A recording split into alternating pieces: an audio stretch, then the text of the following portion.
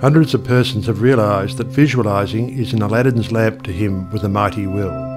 General Foch says that his feelings were so outraged during the Franco-Prussian War in 1870 that he visualised himself leading a French army against the Germans to victory. He said he made his picture, smoked his pipe and waited. This is one result of visualising we are all familiar with. A famous actress wrote a long article in one of the leading Sunday papers last winter describing how she rid herself of excessive body fat and weight by seeing her figure constantly as she wished it to be. A very interesting letter came to me from a doctor's wife while I was lecturing in New York. She began with the hope that I would never discontinue my lectures on visualization, making humanity realize the wonderful fact that they possess the method of liberation within themselves. Relating her own experience, she said that she had been born on the east side of New York in the poorest quarter. From earliest girlhood, she had cherished a dream of marrying a physician someday. This dream gradually formed a stationary mental picture. The first position she obtained was in the capacity of a nursemaid in a physician's family. Leaving this place, she entered the family of another doctor. The wife of her employer died, and in time the doctor married her, the result of her long-pictured yearning. After that, both she and her husband conceived the idea of owning a fruit farm in the south. They formed a mental picture of the idea and put their faith in its eventual fulfilment. The letter she sent me came from their fruit farm in the south. It was while at the farm that the doctor's wife wrote me. Her second mental picture had seen the light of materialization. Many letters of a similar nature come to me every day. The following is a case that was printed in the New York Herald last May. Atlantic City, May 5th. She was an old woman, and when she was arraigned before Judge Clarence Goldenberg in the police court today, she was so weak and tired she could hardly stand. The judge asked the court attendant what she was charged with.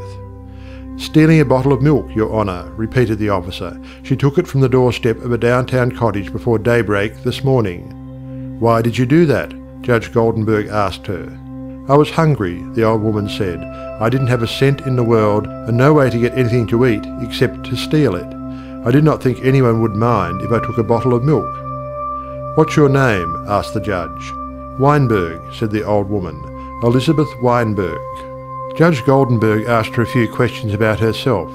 Then he said, "Well, you're not very wealthy now, but you're no longer poor. I've been searching for you for months. I've got $500 belonging to you from the estate of a relative. I'm the executor of the estate."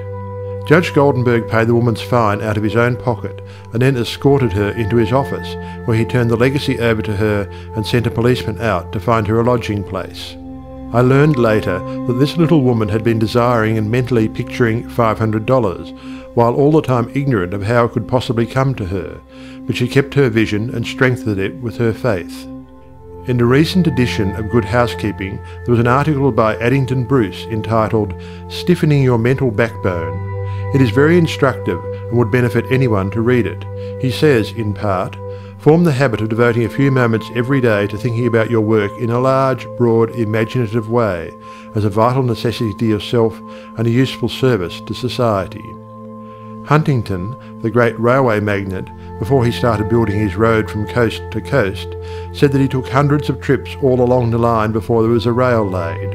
It was said that he would sit for hours with a map of the United States before him and mentally travel from coast to coast, just as we do now over his fulfilled mental picture.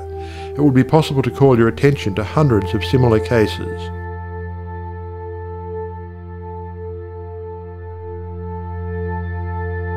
The best method of picturing to yourself that which you may desire is both simple and enjoyable, if you once understand the principle back of it well enough to believe it. First, and above everything else, be sure of what it is you really want. Then specialize your desire along these lines.